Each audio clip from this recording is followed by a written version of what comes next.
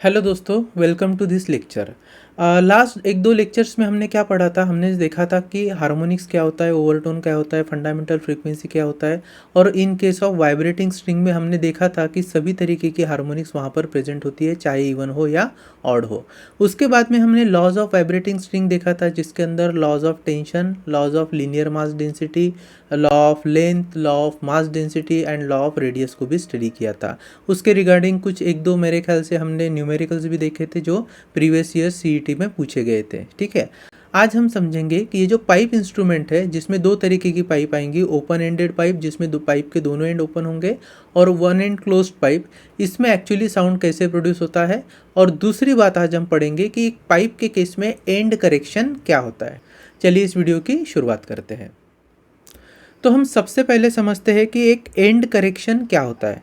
मान लीजिए मेरे पास है pipe open at both and, pipe open at both ends, और दूसरा एक पाइप है pipe closed at one end. ठीक है, तो इस तरीके से मैं क्या कर लेता हूँ, एक दो पाइप को ड्रॉ कर लेता हूँ। This is my first pipe, ठीक है, एंड दिस इज लेट्स से सेकंड पाइप। चलिए, अब याद रखना, कभी भी पाइप का जो भी एंड ओपन है वहाँ पर एंटी नोड फॉर्म होगा जब भी कोई दो वेव सुपर इम्पोज होगी। और अगर ये सुपर इम्पोजिशन में नोड एंटी नोड फॉर्म हो रहे हैं स्टेशनरी वेव के द्वारा, तो एंटी नोड हमेशा कहाँ फाउंड होगा, ओपन एंड पे। अब यहाँ इस पाइप में दोनों एंड क्या है, ओपन है, तो मैं कहूँगा both and will have anti node at it. And in case of pipe closed at one end, तो याद रखिएगा जिस एंड पर क्लोज हो रहा है वहाँ पे नोड फॉर्म होगा, और जहाँ पे ओपन है वहाँ पर एंटी नोड फॉर्म होगा। ये कैसे होता है इसे बाद में समझेंगे, सबसे पहले एंड करेक्शन के बारे में जान लेते हैं। तो आइडियली क्या होना चाहिए, जो फिजिकल लेंथ ऑफ पाइप है उसके ओपन एंड पर आपको एंटी नोड मिलना चाहिए। बट इन रियलिटी क्या होता है, हमने देखा होता है कि इन रियलिटी, मान लीजिए मैं यहाँ पर इस पाइप को दो एंड को मार्क करता हूँ, तो actually by the theory open and पे एंटी नोड आना चाहिए, but in reality anti node जो है वो थोड़ा सा ओपन एंड के बियॉन्ड बनते हैं। ठीक है, ये मान लीजिए एंटी नोड बन रहे हैं। ठीक है, तो एंटी नोड ओपन एंड के बियॉन्ड बनते हैं। जो actual position of anti node है which is beyond the physical length of the pipe, so physical end of pipe and the anti node का पोजीशन, इसके बीच की जो लेंथ है उसे कहते हैं हम एंड करेक्शन। क्या कहते हैं, एंड करेक्शन। अब एंड करेक्शन में इसे रिप्रेजेंट किया जाता है स्मॉल ई के साथ। याद रखिए, जो रेनॉल्ड नाम के फिजिसिस्ट थे, उन्होंने हमें इस एंड करेक्शन की वैल्यू दी है which is 0.3 times the diameter of pipe. अब चाहे एंड दोनों ओपन हो या वन एंड क्लोज वाला पाइप हो, दोनों ही केस में क्या होता है, जो आपका एंटीनोड बनता है it forms just beyond the physical opening of the pipe. So इनके बीच में ये जो डिस्टेंस है, as I told you before, this is your end correction, and end correction is 0.3 times the internal diameter of the pipe. ठीक है, अब थोड़ा सा आगे बढ़ते हैं, देखते हैं। अगर मान लीजिए ये जो pipe open at both and है, इसकी फिजिकल लेंथ को मैं स्मॉल एल लिख लूँ। ठीक है, the small l is the physical length of the pipe. In that case, after the formation of antinode, the whole effective length is equal to, or the corrected length is equal to, physical length of the pipe plus end correction. यहाँ पर चूँकि दोनों जो and है वहाँ पर and correction आपको मिलने वाले हैं as the pipe is open at both the end. So मैं लिखूंगा द इफेक्टिव लेंथ और corrected length would be L, capital L is equal to physical length small L plus 2 times the end correction. यहाँ अगर pipe closed at one end में अगर हम आए, तो यहाँ देखिए जो करेक्टेड लेंथ या इफेक्टिव लेंथ होगी, this would be equal to the physical length of the pipe plus 1 time of end correction, that is 0.3 times of diameter. And this is basics about and correction. ये तो हो गया एक standard relation कि भैया and correction है तो 0.3 times of diameter होगा। लेकिन अगर आपको किसी पाइप में प्रैक्टिकली एंड करेक्शन की वैल्यू फाइंड करनी है कि कितनी वैल्यू है, कितने सेंटीमीटर या एमएम पे वो एंड करेक्शन फॉर्म होने वाला है, तो उसे कहते हैं practical determination. And practical determination can also भी पॉसिबल बाय स्मॉल फार्मूला, उसे भी हम आगे जाके डिराइव करेंगे। ठीक है, तो सबसे पहले अब आगे बढ़ते हुए हम स्टार्ट करने जा रहे हैं पाइप इंस्ट्रूमेंट, जिसमें हम सबसे पहले देखेंगे pipe open at both and और वहाँ पर क्या सभी हार्मोनिक्स प्रेजेंट होते हैं, ठीक है। तो यही हमें अभी देखना है। चलिए आगे बढ़ते हैं। दोस्तों हमें ना यहाँ पर एक क्वेश्चन पूछा है कि explain vibration produce in a pipe open at both and, कि जब कोई पाइप ओपन हो दोनों एंड पर तो उसके अंदर वाइब्रेशन कैसे प्रोड्यूस होते हैं। यहाँ पर वाइब्रेशन से मीनिंग है स्टेशनरी वेव्स कैसे फॉर्म होती है। अगर आपको याद हो, स्टेशनरी वेव वो वेव होती है जिसमें एनर्जी जो है वो एक जगह से दूसरी जगह ट्रांसफ़र नहीं होगी, वो पर्टिकुलर लूप में ही एनर्जी कन्फाइंड होती है। अब अगर stationary wave in case of longitudinal wave भी है तो वहाँ पे भी फॉर्म होती है, बट कुछ सर्टन कंडीशंस मीट होने चाहिए जो इस पाइप के केस में होते हैं, उसे हम अच्छे से समझते हैं। मान लीजिए मेरे पास ना एक इस तरीके का पाइप है, मैं यहाँ पर आपके लिए एक पाइप ड्रॉ कर रहा हूँ which is open at both the and, ठीक है। चलिए मान लेते हैं कि मेरे पास इस तरीके का एक पाइप है। अब क्या होता है, आप कोई अगर ट्यूनिंग फोर्क लेके आए और उस वाइब्रेटिंग ट्यूनिंग फोर्क को इस ओपन पाइप, इस पर्टिकुलर ओपन पाइप के आगे रखा, तो ट्यूनिंग फोर्क क्या करता है, उसके जो सराउंडिंग में एयर है उस एयर को भी वाइब्रेट करेगा, है ना। मान लीजिए एन फ्रीक्वेंसी के साथ ये ट्यूनिंग फोर्क वाइब्रेट कर रहा है, तो एन अमाउंट का फ्रीक्वेंसी का ट्यूनिंग फोर्क आपकी यहाँ जो एयर है इस एयर को भी वाइब्रेट करेगा, और धीरे धीरे ये vibration in the form of compression and rarefaction, compression and rarefaction, compression and rarefaction के फॉर्म में आगे बढ़ती रहेगी, ठीक है। तो इस तरीके से हम देखेंगे कि इस पर्टिकुलर पाइप के अंदर वह एयर क्या होने वाली है, अब वाइब्रेट होने वाली है, ठीक है। मैं आपको यहाँ पर compression rarefaction and compression rarefaction ऐसे निकाल के दिखा रहा हूँ। So let's say this is compression, this is rarefaction, compression rarefaction and compression. अब देखिए हमें पता है कि लॉन्जिट्यूडिनल वेव के केस में भी रिफ्लेक्शन हो सकता है वेव का, और वो कब होता है, either wave is travelling from rarer medium to denser medium और denser medium to rarer medium. अब यहाँ पर क्या है, यहाँ पर जो एयर है पाइप के अंदर की, ये पाइप के अंदर की एयर जो होती है वो थोड़ी डेंस होती है as compare to air outside of it. ऐसे क्यों होता है, ये इसलिए होता है क्योंकि देखिए अगर मैं कोई पाइप ले लूँ और पाइप के अंदर बोलूँ कि भैया कुछ एयर के पार्टिकल्स है, तो हमें पता है काइनेटिक थ्योरी ऑफ गैसेस में हमने पढ़ा है कि पार्टिकल्स जो होते हैं वो कंटिन्यूसली मूव होते रहते हैं, उनके पास अपनी स्पीड होती है। अब कुछ पार्टिकल जो पाइप के बाहर है उनके लिए मूवमेंट के लिए काफ़ी जगह होती है, तो वो एक जगह से दूसरी जगह अगर जाएंगे तो क्राउडेड आपको एयर के पार्टिकल नहीं दिखेंगे।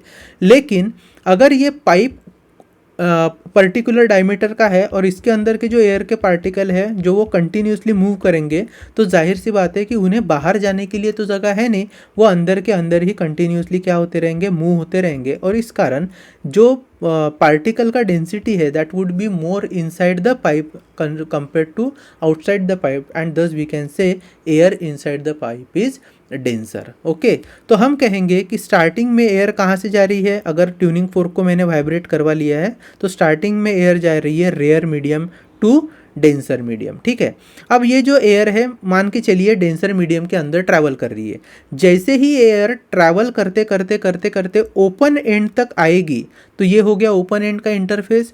जैसे ही वो ओपन एंड पर आएगी तो वो क्या फेस करेगी, द एयर और the vibration of the air is travelling from denser medium to rarer medium. और हमें पता है जब लॉन्जिट्यूडिनल वेव डेंसर मीडियम से रेयरर मीडियम की तरफ ट्रांसफर होती है तब कॉम्प्रेशन क्या बन जाता है, रेयर फ्रैक्शन, और अगर रेयर फ्रैक्शन अप्रोच कर रहा है इंटरफेस को तो वो बन जाता है कॉम्प्रेशन, ठीक है। तो इस केस में हम बोल सकते हैं कि ये जो मेरा पहला इंटरफेस है, at first interface what will happen, because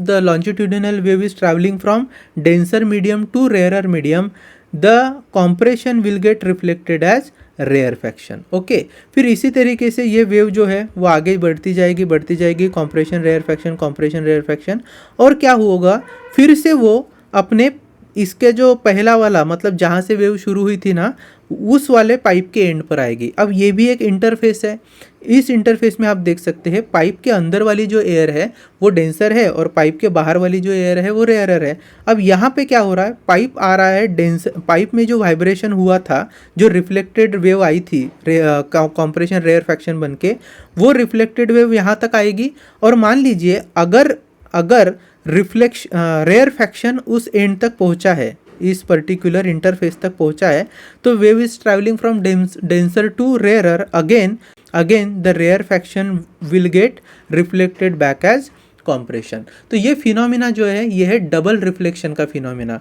एक बार वन एंड पर रिफ्लेक्ट हुई फर्स्ट एंड पर और फिर जाके दूसरी एंड पर वो रिफ्लेक्ट हुई है। तो this double reflection takes place inside the pipe open at both ends and after a certain condition, मतलब जब थोड़े से कंडीशन फेवरेबल हो जाते हैं तो इसके अंदर क्या बन जाती है, स्टेशनरी वेव। और हम जानते हैं जब भी स्टेशनरी वेव फॉर्म होती है तो उसके अंदर क्या बनेंगे, नोड और एंटी नोड।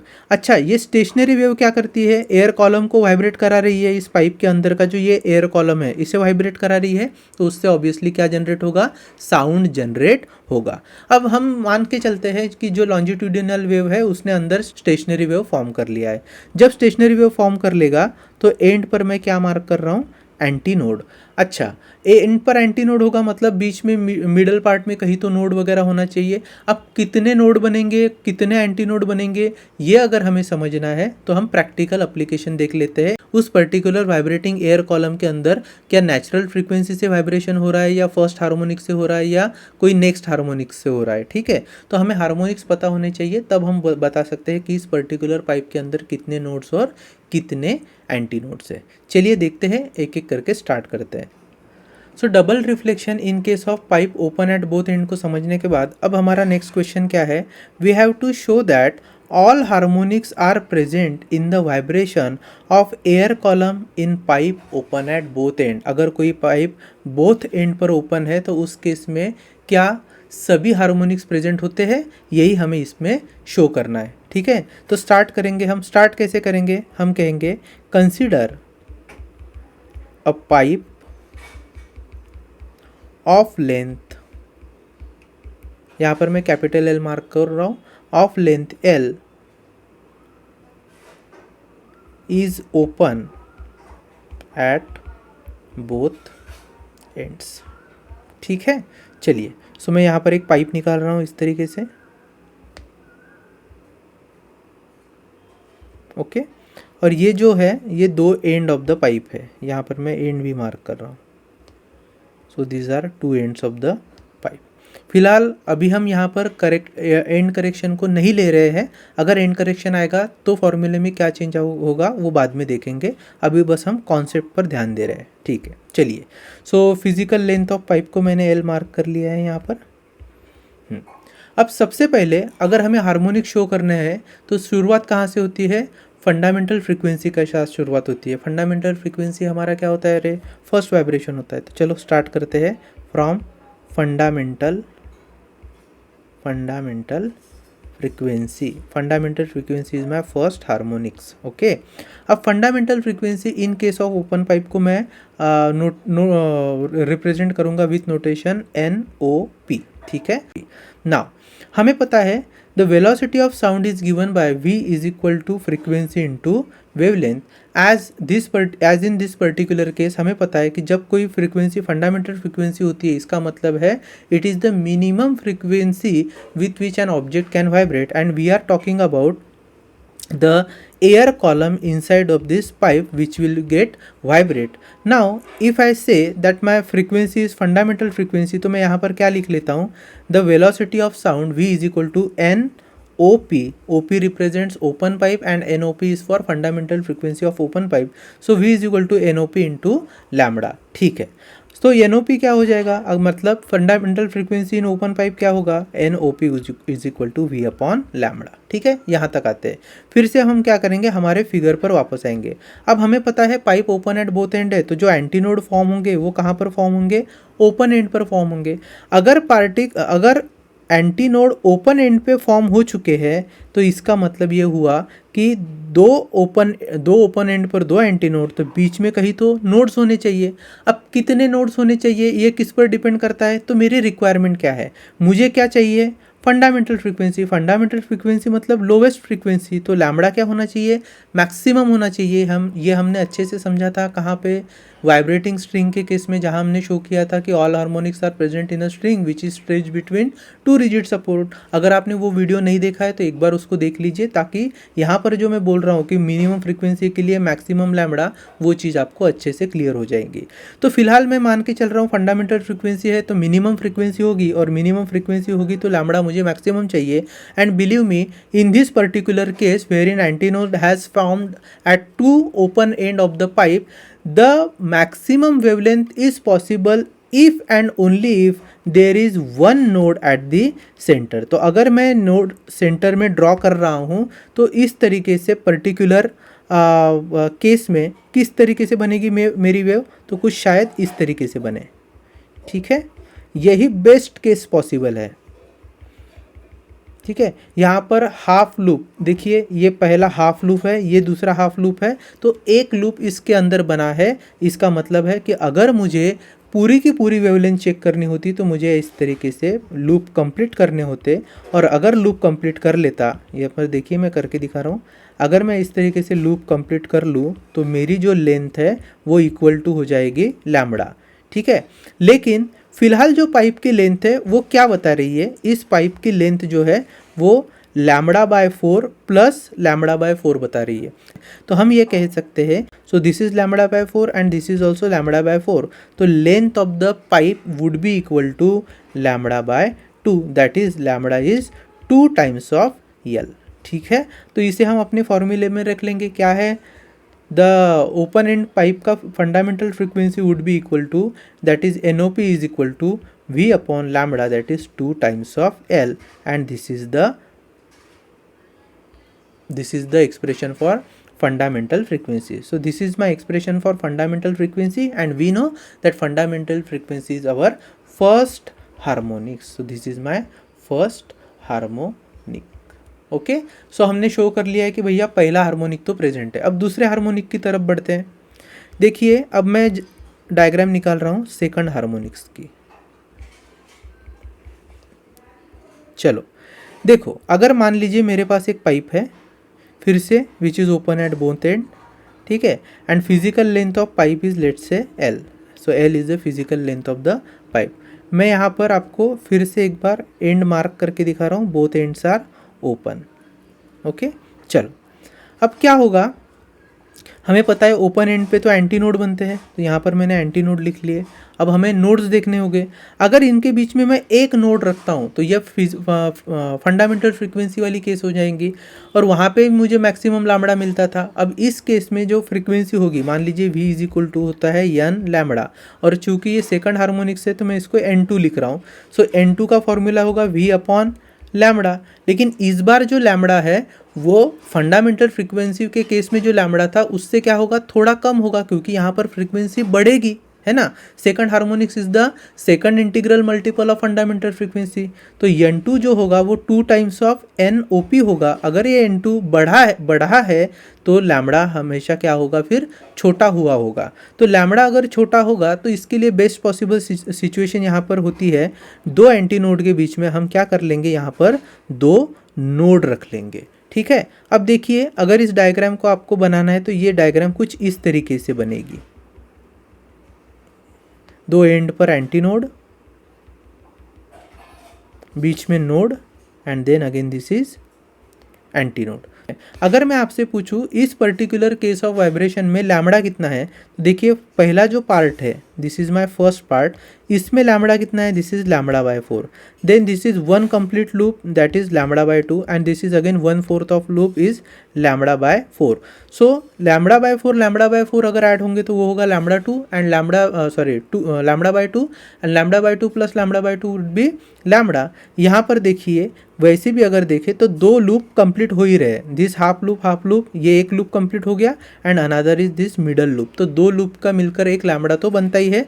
तो हम लिख सकते हैं कि here L is equal to lambda. ठीक है, अगर आपको नहीं समझ में आ रहा है तो lambda by 4 plus lambda by 2 plus, यहाँ पर मैं लिख के दे रहा हूँ, lambda by 4 plus lambda by 2 plus lambda by 4, इसको अगर आप ऐड करोगे तो भी लेंथ कितनी आएगी आपको, लैम्बडा कितनी आएगी। तो इस लैम्बडा को एज अ लेंथ के फॉर्म में सब्सटीट्यूट करूँ तो क्या हो जाएगा, my second frequency is equal to V upon L. ठीक है, अब एक काम करते हैं, इस राइट हैंड साइड में 2 से मल्टीप्लाई एंड डिवाइड करते हैं, तो N2 would be 2/2 V/L। So this can be written as N2 is equal to 2 times of V/2L। अब V/2L क्या है, देखिए यहाँ पर, this V/2L is your fundamental frequency in case of pipe open at both end, and that my fundamental frequency was first harmonic. So हम कहेंगे this N2 is equal to 2 times of NOP, that means the second integral multiple of fundamental frequency, thus this is my second harmonic. अब ये second harmonic कौन से number का overtone होगा, obviously first overtone होगा, क्योंकि फंडामेंटल फ्रीक्वेंसी के above जो भी फ्रीक्वेंसीज प्रेजेंट होती है, मतलब जो भी हार्मोनिक्स प्रेजेंट होते हैं, वे बाद में क्या बन जाते हैं, overtone. So this is second harmonics और फर्स्ट ओवरटोन। ठीक है, चलिए अब देखते हैं क्या थर्ड हार्मोनिक्स प्रेजेंट है, आगे बढ़ते हैं। अब मैं बात कर रहा हूँ थर्ड हार्मोनिक की। फिर से क्या करेंगे, हम हमारा पाइप ड्रॉ कर लेते हैं।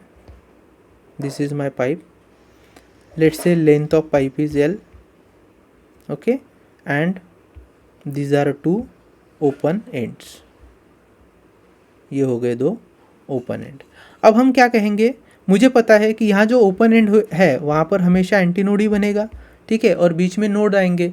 अब एक नोड अगर आता है बीच में तो वो फंडामेंटल फ्रीक्वेंसी होती है, अगर 2 नोड आते हैं तो वो सेकंड हार्मोनिक हो जाता है। तो 3 नोड रख कर देख लेते हैं, ठीक है। अब 3 नोड इसमें कैसे क्रिएट होंगे, तो मैं एक डायग्राम निकाल रहा हूँ, first, second and then this is third, देखिए, ठीक है। सो इस तरीके से 3 नोड फॉर्म हो गए, 1, 2 एंड 3। आई होप कि आपको ये दिख रहा है। अब अगर ऐसी केस है कि यहाँ पर 3 नोड है, वैसे ही कितने एंटी नोड है, देखिए, this is my first anti node, this is second anti node, ये भी और एक एंटी नोड है, और ये भी एंटी नोड है। तो टोटल यहाँ पे 4 एंटी नोड एंड 3 नोड बने हैं। ठीक है, बात आ रही है समझ में, नहीं आ रही, 4 एंटी नोड एंड 3 नोड।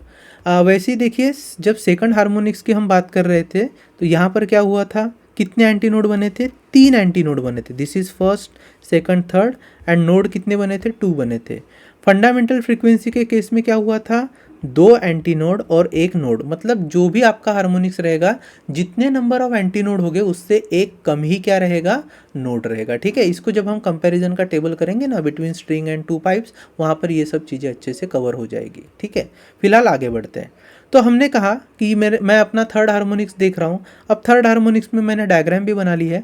देखना क्या है, वेलोसिटी ऑफ साउंड और velocity of that air which is being getting vibrated inside v is equal to n into lambda. अब फिलहाल मैं थर्ड हार्मोनिक्स की बात कर रहा हूँ तो इसको n3 लिख रहा हूँ।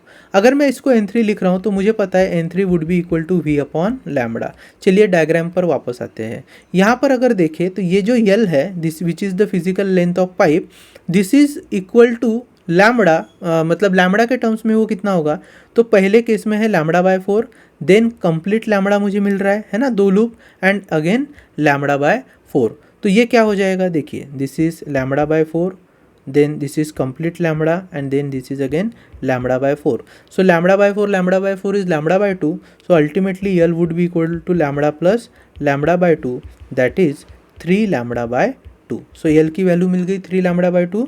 देयरफॉर लैम्बडा को क्या लिख सकता हूँ मैं, twice of L divided by 3। अगर ये रिलेशन मेरे पास है तो मैं इसे आगे यूज़ करूँगा। तो देखिए N3 क्या हो जाएगा, V अपॉन L, जो लैम्बडा की वैल्यू है which is twice of L divided by 3, तो 3 ये ऊपर आ गया।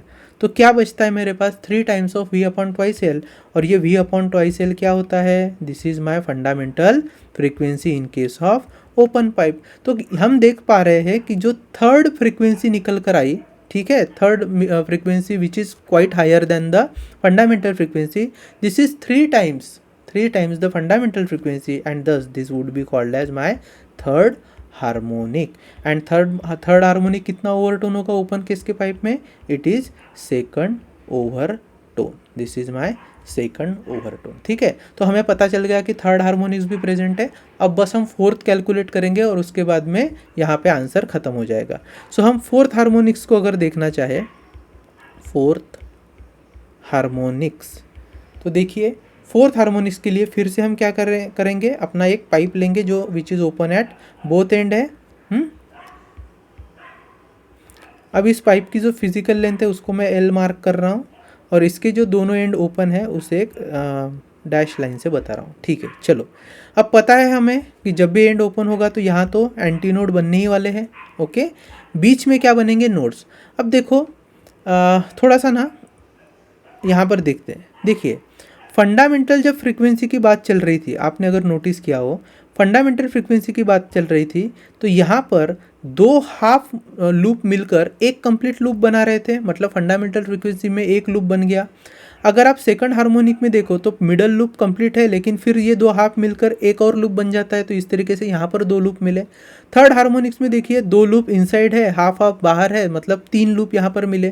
सो थर्ड हार्मोनिक्स में तीन लूप, तो फोर्थ हार्मोनिक्स में कितने लूप मिलने चाहिए, 4 लूप्स मिलने चाहिए। यही सिमिलर कंडीशन कहाँ पर थी, स्ट्रिंग के केस में भी थी। वहाँ पर भी अगर मान लीजिए थर्ड लूप होता तो कितने वहाँ पर भी अगर थर्ड हार्मोनिक्स होता तो कितने लूप मिलते, 3 लूप मिलते हैं। फोर्थ हार्मोनिक्स में 4 लूप, सिक्स्थ हार्मोनिक्स में 6 लूप मिलते हैं। उसी तरीके का यहाँ पर मिल रहा है, बस फ़र्क इतना है कि इनमें से एक लूप जो है वो आधा आधा दो जगह बटा हुआ है। चलिए फोर्थ हार्मोनिक्स की तरफ जाते हैं। थर्ड हार्मोनिक्स में कितने आए थे एंटी नोड, कितने नोड आए थे, 3 नोड और 4 एंटी नोड।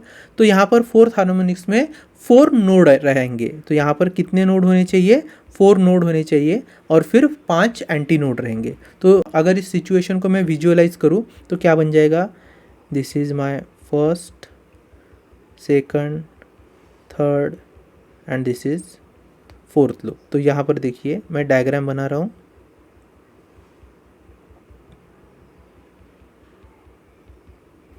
ठीक है, तो देखिए this is node, this is node, this is node, this is node, तो 4 नोड एंड 5 एंटी नोड है ना, ये सब एंटी नोड है।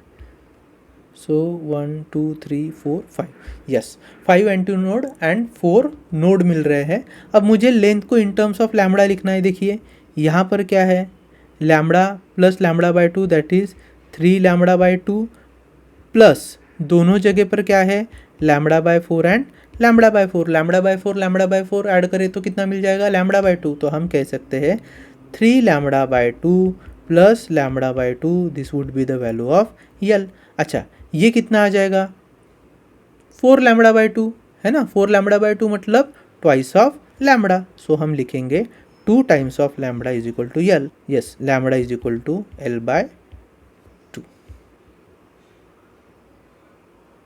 अब फोर्थ हार्मोनिक्स के डेरिवेशन पे आएंगे तो हमें पता है वेलोसिटी ऑफ साउंड और velocity of vibrating air will be v is equal to N into lambda. अब हमारा ये फोर्थ हार्मोनिक्स है, इसके लिए मैं एन को 4 सफिक्स मार्क कर रहा हूँ। So n4 would be v upon lambda. अब लैम्बडा क्या है, l by 2, so it is 2 times of v by l आ जाएगा। ठीक है, अब देखिए मैं क्या कर रहा हूँ, v बाई एल जो है उसको फिर से 2 से मल्टीप्लाई एंड डिवाइड करूँगा तो क्या हो जाएगा, 2 इंटू 2 से मल्टीप्लाई हो गया v अपॉन, नीचे भी 2 से मल्टीप्लाई करूँगा तो ये हो गया twice of L, so v upon twice of L. तो ये बन गया 4 times of v bye twice of length of pipe that is 4 times of my fundamental frequency that is NOP। सो हम कह सकते हैं कि ये जो फोर्थ फ्रीक्वेंसी निकल कर आई है this is fourth multiple of fundamental frequency, hence this is my fourth harmonic, this is my fourth harmonics. और फोर्थ हार्मोनिक्स कौन से नंबर का ओवरटोन होगा यहाँ पर, क्योंकि सभी हार्मोनिक्स प्रेजेंट है तो ये हो गया थर्ड ओवरटोन। ठीक है, इसी तरीके से अगर आप फिफ्थ हार्मोनिक्स की तरफ जाए तो कितने लूप बनेंगे, बीच में 4 लूप और हाफ हाफ लूप दोनों साइड में ऐसे 5 लूप बनेंगे।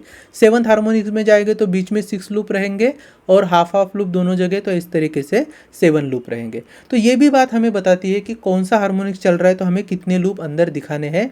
ओपन पाइप केस में हाफ लूप दोनों एंड पर होंगे पाइप के और जो बाकी के लूप है वो इनसाइड रहेंगे। ठीक है, सो हम इस तरीके से कह सकते हैं कि all the harmonics are present in case of an open ended pipe or the pipe open at both end। ठीक है, अगर आपको ओवरटोन एंड ओवरटोन और हार्मोनिक्स के बीच में रिलेशन चाहिए तो यहाँ पर याद रखिए हार्मोनिक्स इज इक्वल टू फिर से P+1 इंटू फंडामेंटल फ्रीक्वेंसी, यही रिलेशन काम आएगा।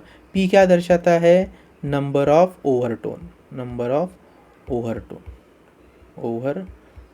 सो मान लीजिए 6 नंबर का ओवरटोन है, तो कौन सी वो फ्रीक्वेंसी होगी? तो मैं यहाँ पर रख के देखता हूँ, 6+1 that is 7, so that would B 7th harmonics. ठीक है, so this is my 7th harmonics. ये कैसे निकाला? With this formula. ठीक है, चलिए अब आगे बढ़ते हैं। अच्छा, एक और बात हमें याद रखनी पड़ेगी, अगर पाइप ओपन एंडेड है दोनों एंड में या फिर वन एंड क्लोज्ड है, तो उस केस में हमने देखा था कि एंड करेक्शन भी होता है। अगर आपको एंड करेक्शन कंसिडर करना है इन case of pipe open at both and, तो क्या करना पड़ेगा? यहाँ पर देखिए, हमने फंडामेंटल फ्रीक्वेंसी कैलकुलेट की थी और फंडामेंटल फ्रीक्वेंसी का फॉर्मूला क्या निकल के आया था? NOP is V/2L। तो L की बजाय हम क्या लिखेंगे? NOP that is fundamental frequency in case of open pipe would B V/2 times of effective length क्या होगी? Physical length of the pipe plus 2 times the end correction. ठीक है, अगर हम सेकंड हार्मोनिक्स की बात करें तो सेकंड हार्मोनिक्स क्या था? N2 is equal to 2 times of V/2L। ठीक है, इसको ना विथ एंड करेक्शन लिखे तो ये क्या बन जाएगा? देखिए, with end correction N2 would be 2 into V/2L की बजाय क्या होगा? 2 into L plus 2 times of E. ये 2 अगर कैंसिल हो गया तो बचता है N2 is equal to V/L plus twice of E. ठीक है, याद रहेगा आपको। सो ये सब छोटी छोटी चीज़ें हैं जो आपको न्यूमेरिकल सॉल्व करते समय ध्यान में आनी चाहिए। आगे हम बढ़ते हैं। अब ओपन एंडेड पाइप में वाइब्रेशंस कैसे होते हैं उन्हें समझने के बाद हम क्या करेंगे? How the vibrations are produced in close pipe को देखेंगे। तो मान लीजिए मेरे पास एक पाइप है जिसका वन एंड क्या है? क्लोज्ड है। ठीक है, इस तरीके से, और उसकी कोई तो लेंथ होगी जिस लेंथ को मैं यहाँ पर फिलहाल L कह रहा हूँ। ठीक है, चलो देखो, अगर इस क्लोज पाइप को आप ध्यान से देखो तो एक बात हमेशा याद रखना, जो एंड क्लोज होगा वहाँ पे नोड बनेगा और जो एंड ओपन है वहाँ पे एंटी नोड बनेगा। फिलहाल हम वाइब्रेशन की बात करेंगे। अब मान लीजिए कोई एक ट्यूनिंग फोर्क है जिसके साथ वाइब्रेशन प्रोड्यूस हुआ है and that vibration is travelling in the form of compression, rarefaction, compression, rarefaction and compression. Okay, अब हम जानते हैं कि आउटसाइड एयर के कंपैरिजन में जो इनसाइड एयर है वो थोड़ी डेंसर होगी, लेकिन ये जो इनसाइड एयर है यहाँ पर, ये जो इनसाइड एयर है ये फिर भी रेयर होगी as compare to the end of the pipe, because this end is a closed end and closed end is a rigid part. So हम कहेंगे the air inside the pipe is rarer than the end of this pipe. आपको बात आ रही है समझ में? चलो, अब हम क्या कहेंगे? हमारा एक्सपेरिमेंट अगर स्टार्ट करें तो हम कहेंगे कि भैया ट्यूनिंग फोर्क के वाइब्रेशन के साथ ही कॉम्प्रेशन एंड रेयरफैक्शन अंदर ट्रैवल कर रहे हैं। अब यहाँ पर क्या हो गया? एयर इज या फिर vibration is travelling from rarer medium to denser medium. अब अगर कभी ऐसा हुआ कि लॉन्जिट्यूडिनल वेव के केस में कॉम्प्रेशन जाकर रिजिड एंड पर अप्रोच होता है तो वो क्या रिफ्लेक्ट होता है? कॉम्प्रेशन ही रिफ्लेक्ट होता है ना। यहाँ पर किसी भी तरीके का फेज चेंज नहीं होता है। हालांकि ओपन एंडेड पाइप था तो वहाँ पे 180 डिग्री का फेज शिफ्ट हो रहा था, यहाँ पर 180 डिग्री का फेज शिफ्ट होने की कोई गुंजाइश नहीं है। सो अगर कॉम्प्रेशन रीच हो रहा है at the rigid end of, और हम कह सकते हैं क्लोज्ड एंड पे, तो compression will get reflected.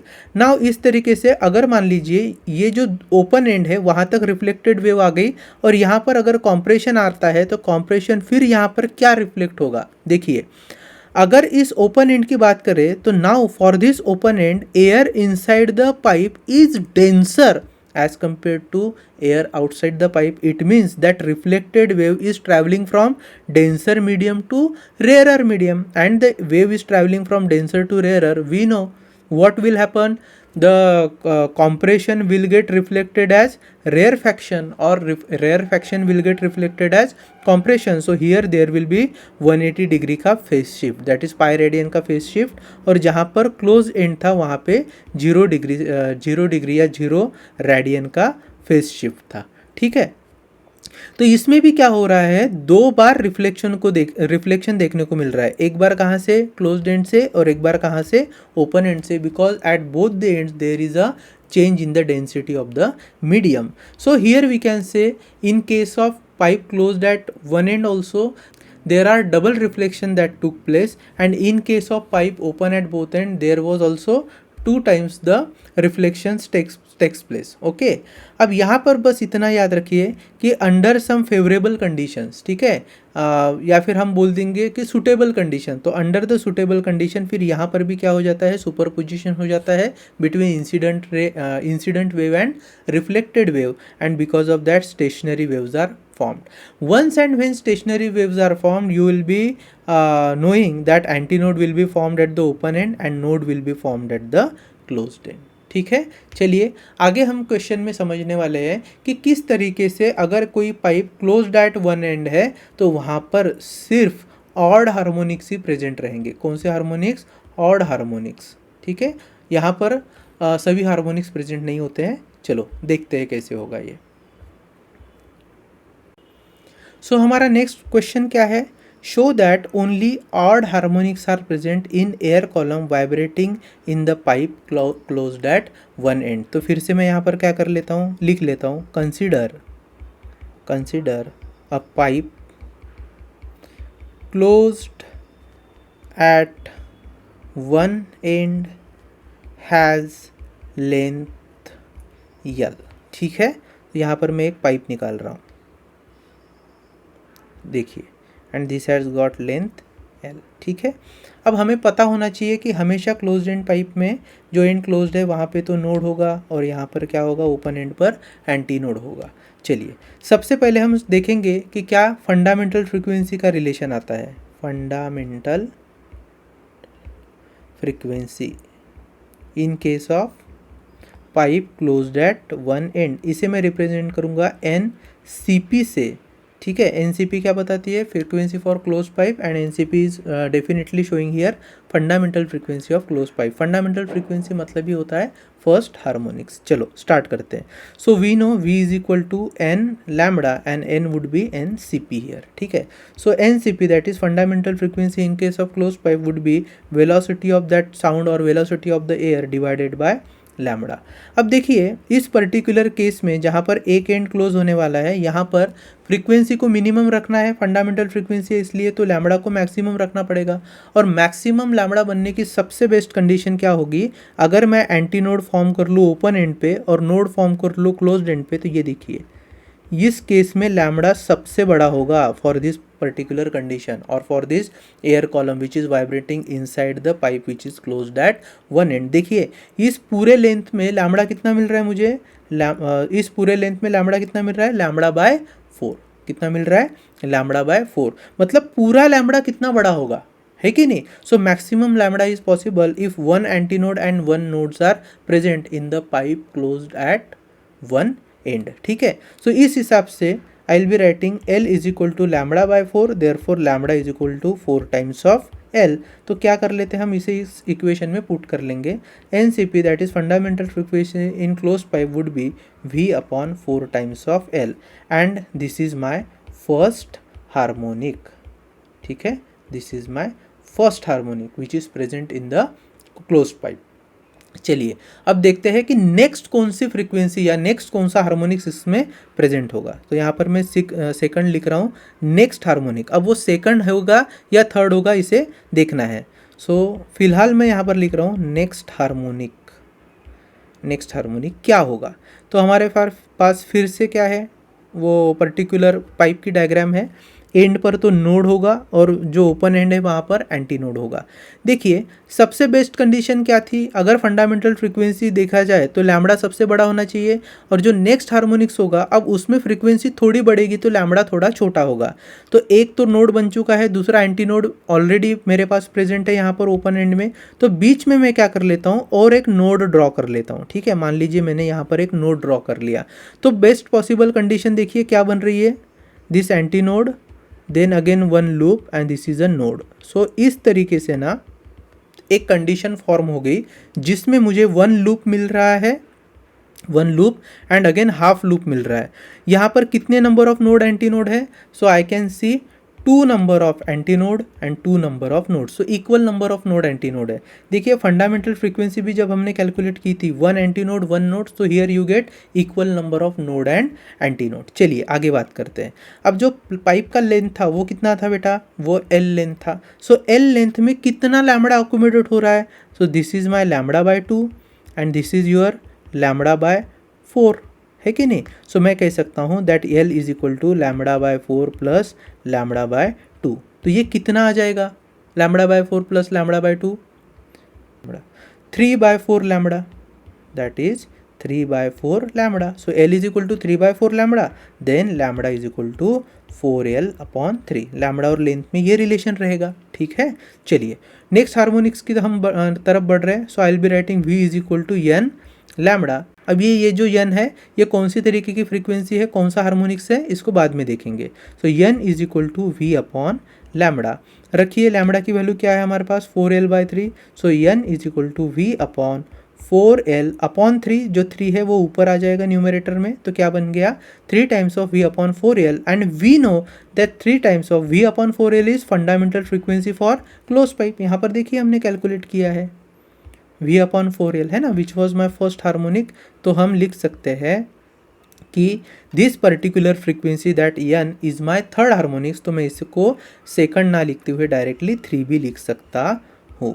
So this is n3, मतलब ऑड हार्मोनिक्स प्रेजेंट है इसमें, थर्ड है। सेकंड आ रहा है कि यहाँ पर आंसर, है ना, अगर 2 आ रहा होता तो हम कहते कि भैया सेकंड हार्मोनिक्स प्रेजेंट है, 2 नहीं आ रहा है 3 आ रहा है। सो हम कहेंगे this is my third harmonic, this is my third harmonic. अच्छा एक बात बताइए, थर्ड हार्मोनिक के केस में ये ओवरटोन कौन सा होगा, क्योंकि देखिए पहला जो फ्रीक्वेंसी था वो फंडामेंटल था, फंडामेंटल तो ओवरटोन हो नहीं सकता। फंडामेंटल के बाद आने वाली फ्रीक्वेंसी है थर्ड हार्मोनिक वाली फ्रीक्वेंसी। तो ये जो थर्ड हार्मोनिक वाली फ्रीक्वेंसी है, this becomes my first overtone. याद रहेगा आपको, क्योंकि फंडामेंटल के बाद ये ऑड फ्रीक्वेंसी ही मुझे मिल रही है, ठीक है। So third harmonics is my first overtone.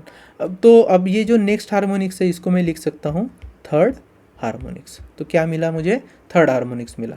अब उसके बाद में हम और एक कंडीशन देख लेते हैं। मान लीजिए थर्ड, मुझे और एक नेक्स्ट नंबर का हार्मोनिक्स चाहिए, तो कौन से नंबर का हार्मोनिक आएगा पता नहीं, अब मैं लिख रहा हूँ हार्मोनिक्स, ठीक है। चलो फिर से मैं क्लोज पाइप ले रहा हूँ।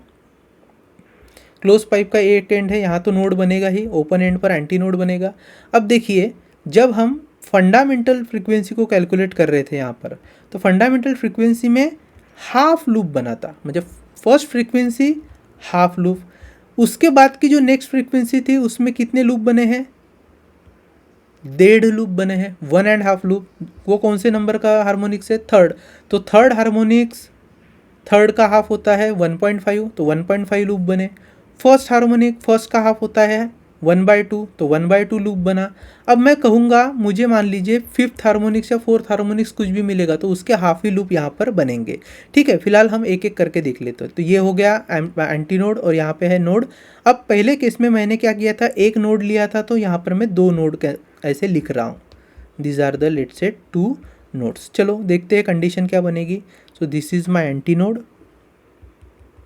नोड, फिर एक लूप बनेगा, फिर एक लूप बनेगा और यहाँ पे नोड पर आकर टच होगा। सो this is again 1 node, again this is node and this is my anti node. तो यहाँ पर देखिए क्या कितने लूप बने हैं, 1 2 2.5, दैट इज 2.5 लूप बने हैं। तो 2.5 लूप क्या हो सकती है, वो मुझे यहाँ पर अगर देखा जाए तो पता है कि 2.5 अगर लूप बन रहे हैं तो वो फिफ्थ हार्मोनिक्स होना चाहिए, ठीक है। देखते आता है या नहीं, चलो।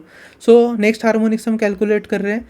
we know v is equal to n into lambda, therefore n is equal to v upon lambda. चलिए, if this is length of pipe, okay, and I need to calculate, what I need to calculate is L in terms of lambda. तो देखिए this is lambda by 4 and this is your complete lambda, this is your lambda by 4 and that's complete lambda. So L is equal to lambda by 4 plus lambda, so this comes out to be 5 lambda by 4. तो मैं लिखूँगा lambda is equal to 4L upon 5, ठीक है।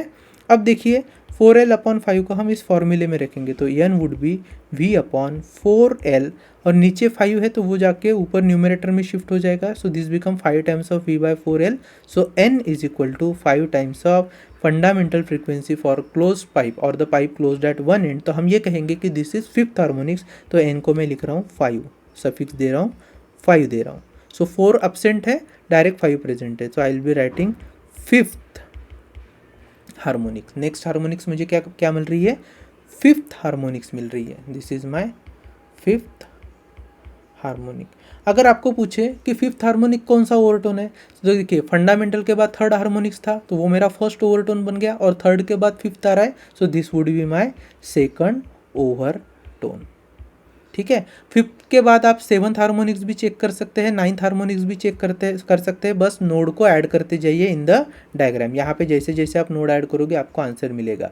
अच्छा, अगर आपको कभी किसी ने पूछा कि हार्मोनिक्स और ओवरटोन का रिलेशन क्या होगा in terms of close pipe, तो याद रखिए this harmonics would be 2 times of P+1 into fundamental frequency is close pipe.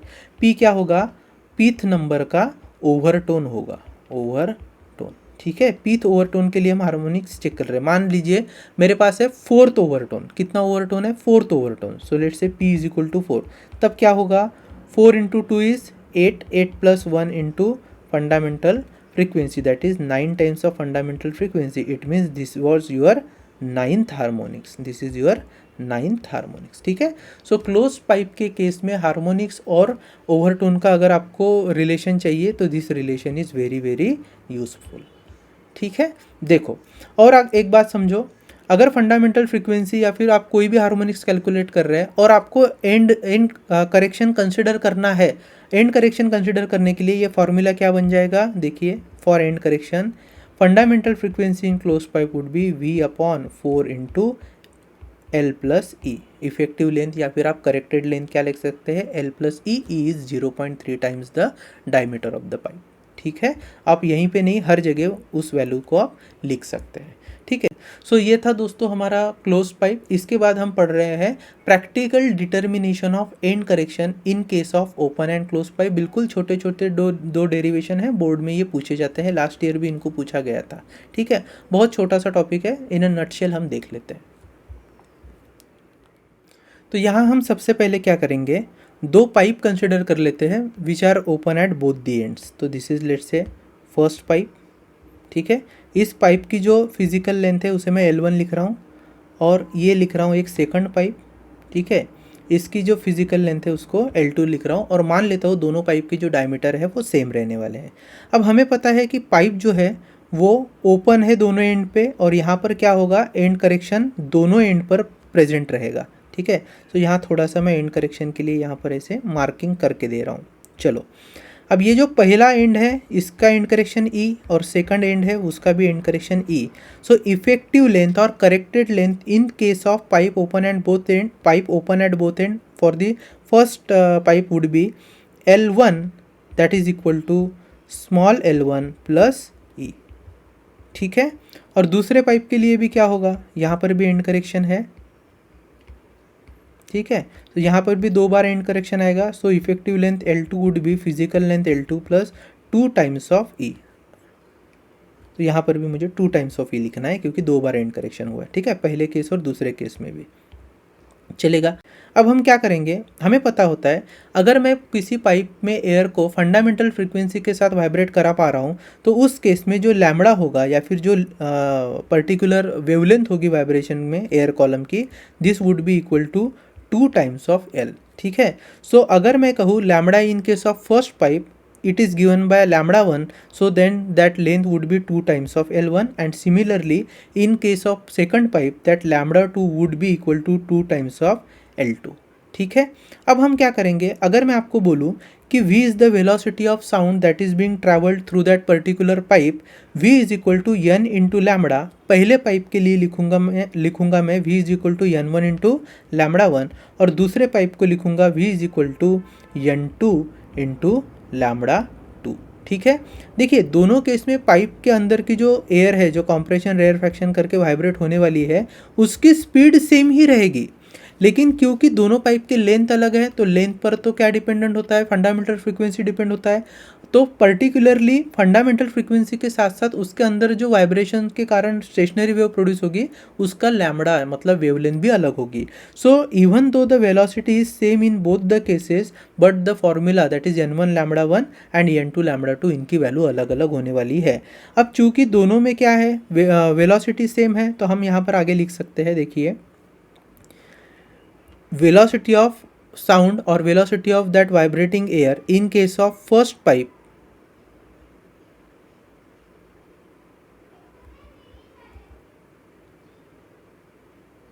So if velocity of sound in both the pipes are same, then V is equal to V. So I can write n1 lambda 1 is equal to n2 lambda 2. तो यहाँ पे हमें पता है lambda 1 is 2 times of L1. So n1 is 2 times of L1 is equal to n2 is also 2 times of L2. ये 2 cancel हो गए. So n1 L1 is physical length L1 plus 2 times of end correction and n2 is also L2 plus 2 times of and correction. ठीक है, अब मैं n1 से इसको पूरा मल्टीप्लाई करूंगा. So n1 L1 plus 2 times of E into n1 is equal to n2 L2 plus 2 times of E into n2. तो n और L वाले टर्म एक जगह पर लेकर आएंगे और जो E और n वाले टर्म है वो दूसरी जगह पर लेकर आएंगे. सो मैं क्या कर रहा हूँ 2 times of E n1 minus 2 times of E n2 इन्हें एक जगह लेकर आ रहा हूँ और n2 L2 minus n1 L1 इसे एक जगह पर लेकर आ रहा हूँ. यहाँ से क्या कॉमन निकलेगा लेफ्ट हैंड साइड से 2 टाइम्स ऑफ E कॉमन निकल रहा है. So it becomes n1 minus n2 and here it becomes n2 L2 minus n1 L1. सो यहाँ पर मुझे सिर्फ एंड करेक्शन की वैल्यू निकालनी है. इसके लिए मैं E इज इक्वल टू लिखूँगा n2 L2 minus n1 L1 divided by 2 times of n1 minus n2 and this is how you practically determine end correction in the given pipe. ठीक है, this question was asked in last years का exam in board question paper. ठीक है, और इसके पहले भी ये कई बार किसी ना किसी माध्यम से पूछा जा चुका है. अभी हम एंड करेक्शन फाइंड करेंगे इन case of pipe closed at one end. तो चलो देखते हैं. यहाँ पर भी हम क्या करेंगे, दो ऐसे सेम डायमीटर वाले पाइप ले लेते हैं जिनकी लेंथ है वो थोड़ी थोड़ी डिफरेंट है. ठीक है, पहले पाइप की लेंथ अगर L1 है मान लीजिए तो दूसरे पाइप की लेंथ L2 है. हमें पता है अगर दोनों सेम डायमीटर के पाइप होंगे तो उनका जो एंड करेक्शन है वो कितना होगा E अगर मैं यहाँ पर मार्क करके लिख रहा हूँ. सो E is the end correction.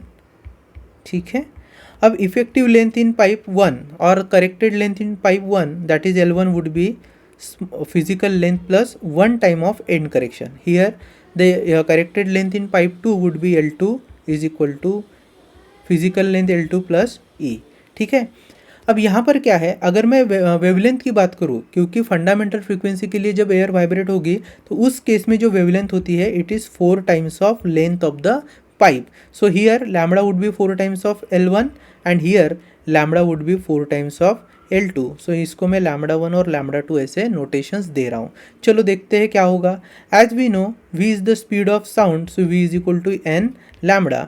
If I write n1 lambda 1 and v is equal to n2 lambda 2 because v is same in both the pipes, speed तो नहीं चेंज होगी साउंड की या किसी भी तरीके के वेव के वाइब्रेशन में. So v is equal to n1 lambda और दोनों केस में क्या सेम है, वेलोसिटी सेम है, तो दोनों इक्वेशन को हम इक्वेट कर लेते हैं. So n1 lambda 1 is equal to n2 lambda.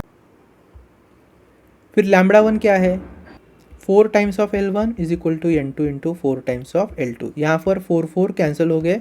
L1 की वैल्यू क्या है, that corrected length is physical length plus and correction. Here it would be n2 into physical length L2 plus and correction. अब n1 और n2 को in bracket के साथ multiply कर दीजिए, क्या हो जाएगा n1 L1 plus n1 into E is equal to n2 L2 plus n2 into E. अब हम क्या करेंगे, n और L वाले टर्म्स एक जगह और n और E वाले टर्म्स एक जगह. तो मैं क्या कर लेता हूँ n1 into E minus n2 into E यहाँ पर लिख लिया लेफ्ट हैंड साइड में और n2 L2 minus n1 L1 right hand side में. तो यहाँ से E कॉमन आ गया.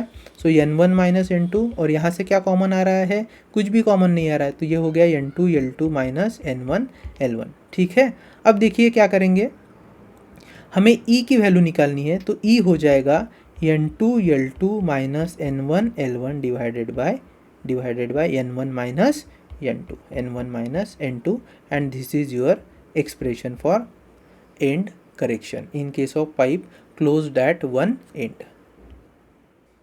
अब हम आगे क्या करेंगे, मैं आपको ना एक चार्ट देता हूँ, कंपैरिजन चार्ट, जिसमें स्ट्रिंग, ओपन पाइप और क्लोज पाइप के जो पैरामीटर्स होते हैं उन पैरामीटर्स को हम नोट कर लेंगे. इसे आप अपने कॉपी में लिख लीजिए ताकि आगे जब कहीं न्यूमेरिकल सॉल्व करने पड़े तो ये चार्ट है ना वो काफ़ी हेल्पफुल साबित होगा. चलिए देखते हैं. तो इस चार्ट में हम सबसे पहले लिख रहे हैं string, then pipe open at both ends, and then pipe closed at one end. ठीक है, चलो.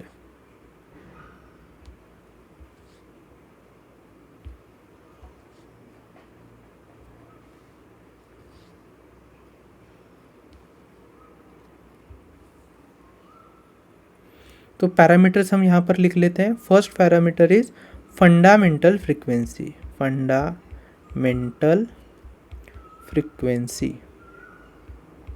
देखिए फंडामेंटल फ्रीक्वेंसी क्या होती है स्ट्रिंग के केस में, हम उसे NS से रिप्रेजेंट करते थे, जिसका फॉर्मूला था 1/2L under root of tension divided by linear mass density. Open ended pipe के केस में fundamental frequency was given by NOP which is equal to V, that is velocity upon 2 times of L, and in case of pipe closed at one end, NCP was given as V upon 4 times the length of the pipe. ठीक है, this is your fundamental frequency.